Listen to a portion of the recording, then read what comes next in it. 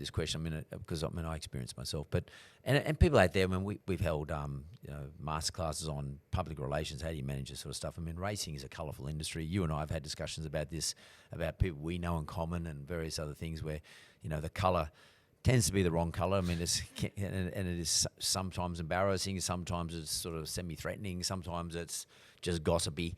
But nonetheless, it's sort of interesting. And racing is one of those industries, or gambling is one of those industries that draws the colour in, and to some extent, it makes it exciting for me anyway, as an onlooker.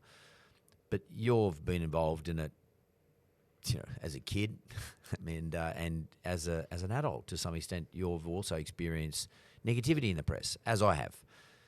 For me, I don't give a fuck because I just roll with it now. I've been around so long, I don't give a shit.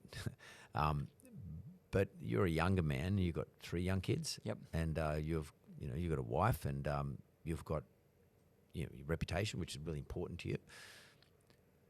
How do you feel? And then again, and on top of that, how do you deal with negativity or the darkness that sometimes can get presented to you?